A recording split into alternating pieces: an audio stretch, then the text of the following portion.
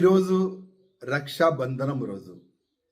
ఈరోజు అక్క చెల్లెలు చాలా ప్రేమతోని మన చిన్న తమ్ముడికి కానీ పెద్ద అన్నకి కానీ చేతికి రాఖీ కట్టి ఒక హామీ తీసుకుంటుంది, ఒక ఆశీర్వాదం తీసుకుంటుంది.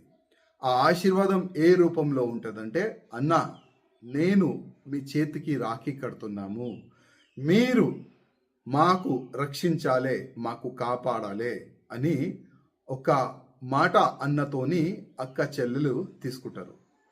ఆ అన్న కానీ ఆ తమ్ముడు కానీ చెల్లెలకి కాపాడతా అని మాట కూడా ఇస్తారు, కాళ్ళు కూడా మొక్కుకుంటారు.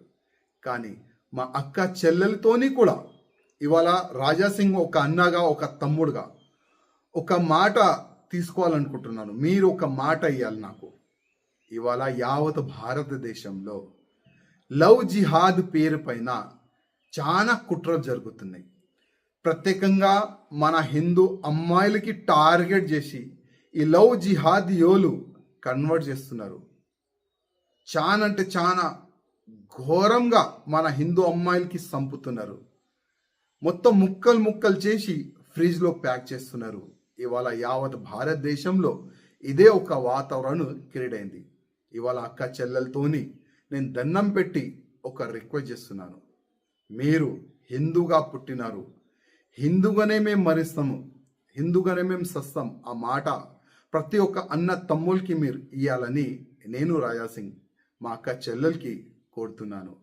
మా నుంచి కానీ చాలా వరకు హిందూ ఆర్గనైజేషన్లు కానీ లవ్ జిహాదీయోలకు అక్కడిక్కడైతే సమాధానం ఇస్తున్నారు, కౌంటర్ ఇస్తున్నారు. లవ్ జిహాద్ పేరు పైన ఏదైనా హిందూ అమ్మాయిలు టార్గెట్ అయితే కూడా అక్కడ పోయి హిందూ అమ్మాయిలకి కాపాడే అట్లాంటి ప్రయత్నం కూడా చేస్తున్నారు.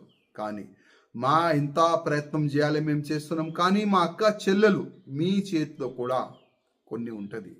మీరు కూడా కొద్దిగా ఆలోచన చేయండి. ఎవరితోని దోస్తానా చేయాలి, ఎవరితోని దోస్తానా చేయకూడదు, అది కూడా మీరు ఆలోచన చేయాలి.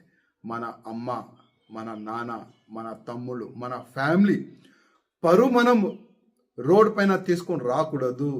ఏ లవ్ జిహాదీ చేతు నుంచి కూడా మనం షికారు కావద్దు, మనం బలి కావద్దు.